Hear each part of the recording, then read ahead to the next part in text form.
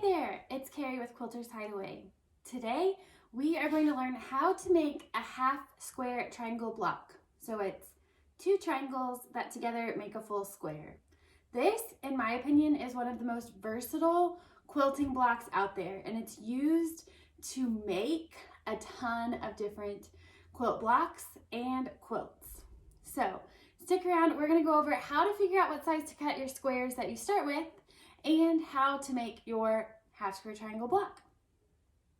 All right, I love to make these blocks, and when I make them, I like to make them a little larger than I need and trim down, just to account for any squirrely 1/4 inch that I might have, or if I'm not sewing a perfectly straight line. Lots of things go into why I like to make them a little bigger and then trim down. To make a half square triangle, you actually make two at once, or that's kind of the method that I really like to do. There's a way that you can make it with the snowball or the sew and flip, but that wastes a little bit of fabric. And so today I'll show you how to make two at once. And in the future, we'll do a video on kind of that snowball or sew and flip method, which I do use for quite a few projects, just not if I need a half square triangle. So with a half square triangle, as you see here, I have a pink side and a white side.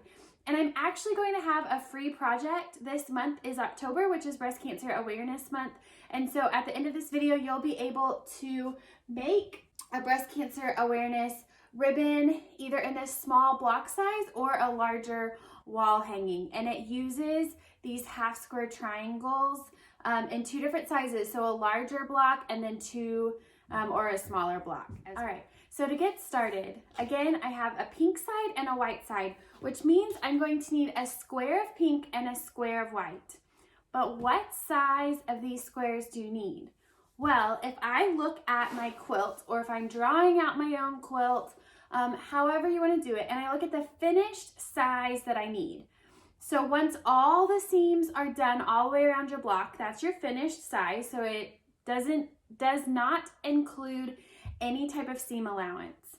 So on this quilt, my finished size will be 6 inches. Okay, so for the wall hanging version of the breast cancer awareness ribbon, my square for my half square triangle needs to be 6 inches finished. To make a half square triangle, I'm going to add 1 full inch to that finished size, and that's what I'm going to use. So these two squares are both 7 inches. Remember, finished block size plus 1 full inch. So in this case, my finished size is 6 inches. I've cut my two squares 7 inches. I'm going to take my two squares and put them right sides together and line them up as best as I can. So I just lay them right sides together, match up all 4 edges. Now I'm going to bring you over my shoulder and show you how to mark and sew your squares. Okay, as you can see, I have my two squares, my white and my pink square, right sides together, and I've lined them up as best as I can. I need to draw where I'm supposed to sew to be able to get that half square triangle look. There's a few ways to do it. There are lots of tools. This is a Creative Grid half square triangle tool, which I really like to use. So if you're going to use the Creative ruler tool or any half square triangle tool that looks kind of like this, it's normally 1/2 inch wide. You lay it on your block. All right, I flipped my block over. So you line it up. You can either use the 90-degree point on the ruler or just the openings all the way through, and you mark. Again, a friction pin works here, a pencil, any kind of chalk, lots of options there. And so I make my marks. So then with this tool, I would be sewing on the lines I just drew. Now, if you want to mark your middle and then just sew 1/4 inch on either side, that's also an option. I'll show you with this one here, and I'll show you using a square ruler. So if you have any type of square ruler, what you can do is line it up from point to point. And what I really like about using a square ruler is it has a 45-degree angle line already set up. And so that gives me kind of like a double check when I draw my seam line, is I line up that 45-degree line on one edge of my square and then from corner to corner. And I'll mark this one with a pencil. Again, this center line that I just marked, that's where I'm going to cut in the future. So I can use really any tool to mark with. So you can use the pencil, you can use a friction pen, you could use colored chalk, really anything here, and you just mark right along that ruler. So this method of marking means that I now need to sew 1/4 inch on either side of this line, which works great. You could even use diagonal seam tape on your machine. All right, so now that I have both methods, I have one that has my seam lines marked, and I have one that just has my middle line marked that I need to sew on either side of. I'm gonna head to the machine and start sewing. All right, so here I am at the machine. As I mentioned earlier, this one is what I'm going to sew on. So I'm gonna sew on those actual lines that I drew. This one I'm going to sew 1/4 inch on either side. So we'll start with that. Remember, you want your squares to be lined up. If you need to put a pin on either side, that is definitely an option. So I just lined the edge of my presser foot, or however you know where your 1/4 inch seam is. This is a great tool to use, or you can go back and watch our 1/4 inch seam allowance video. But I know that the edge of this presser foot on this machine is my 1/4 inch. And so I'm gonna line up that on my chalk line, and I'll just start sewing. So that finishes one side of my half square triangle. You can raise your foot and switch or rotate around your square, lower your presser foot again, and start sewing the other side. Or this is a great time where you can chain piece and you would just feed one after the other through your machine. So that finishes off this square. So I've sewn on either side of my chalk line. It is ready for the next step. Now, if you did this method where you marked your actual sew lines, I just need to put my needle, line my needle up right with that line that I drew and start sewing. So again, I've come to the end. I could feed my next piece right under, or if I'm just doing one at a time, I could rotate my square around and lower the presser foot down. Now, if I'm sewing right on the line, this works great if you're not confident in your 1/4 inch or where to line up your block to get a great 1/4 inch. This means that I've already drawn my line, so I'm not lining anything up other than trying to sew straight down the line that I drew. So we just finished sewing these two squares, and now they're identical moving forward. So remember the little square, I drew my middle line using a square ruler, and I sewed 1/4 inch on either side. This square, I drew my sew lines using a half square marking tool, and now I need to cut my two sides apart. Now I can always open up my square and check that I did what I was supposed to do, whereas I have a pink square and a white square, or a pink triangle and a white triangle. I can check both sides. This is also where if I use directional fabric, so if I used striped fabric or chevron fabric or anything like that, I would want to open it up and make sure my stripes are going the right way before I make my next cut.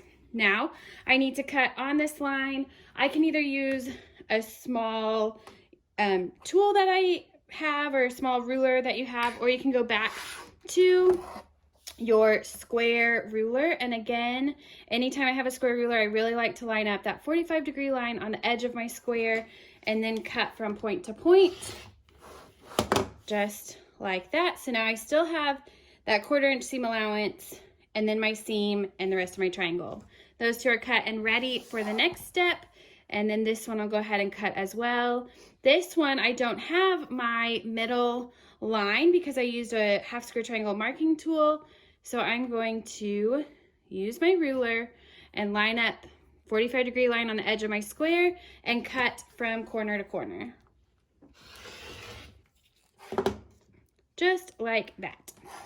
All right, now I have one half square triangle here and the other half square triangle. So remember, one pink square and one white square make two half square triangles, just like that. Now I'm ready to go to the iron and press my seams. Here I am at the iron.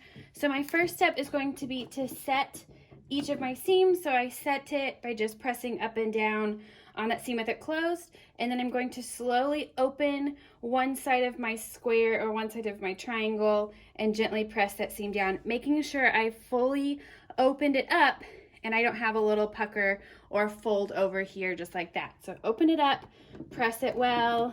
You can press both sides if you want, and set that one aside.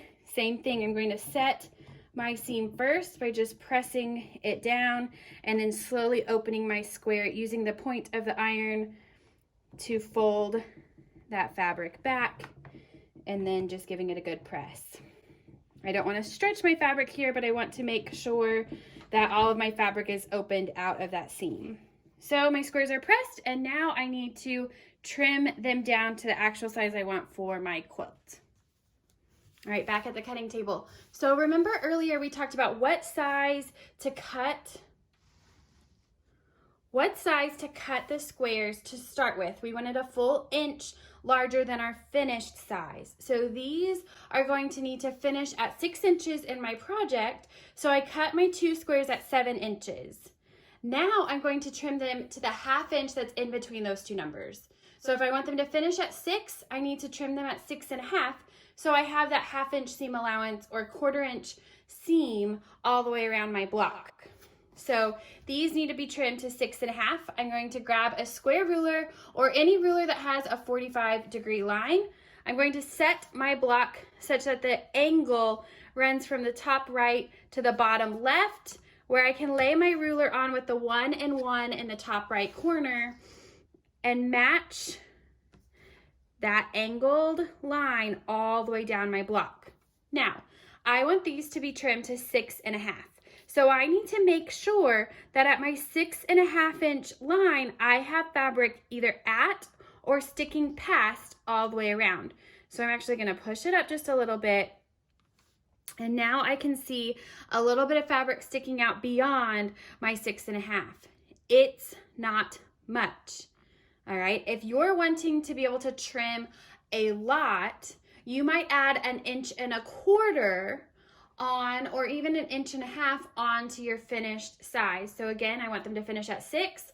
Instead of cutting them at 7 like I did here, I might cut them at 7 1/4 or 7 1/2. That would give you ample room to trim down. So you have to decide whether you need more wiggle room with your sewing and your pressing, or if you want to be conservative in how much fabric that you use, but still be able to trim. So I'm gonna trim these at 6 1/2. I've lined up my angled seam along my seam line, and I've made sure on this first cut that a little bit of fabric sticks out beyond the 6 1/2 inch line on my ruler. I'm going to cut up on the right side and across on the top, close my ruler, my rotary cutter before I lay it down, move that fabric out of the way, lift my ruler up and spin my block. So now the 2 edges that I just cut are on the left side and the bottom. I lay my ruler back on, and this time, this is my second cut for this square, I still need my angled line on my seam, but I want to line up the edges of my fabric right at the 6 1/2 inch line, right at the 6 1/2 inch line on both the left and the bottom. Now when I cut up the right side and across the top, I have a perfect 6 1/2 inch square ready to go. Let's do it again, but this time with these small guys. So these guys I need to trim to 3 1/2 inches. So I lay it such that my seam goes from the top right corner to the bottom left corner, which will match up with my angled seam on my square ruler. I'll lay my ruler down on my block, making sure that the angled line goes along my seam, and this is the first cut, so I want a little bit of fabric sticking out beyond my 3 1/2 inch mark on my ruler on the left side and the bottom. I'll trim up the right and across the top.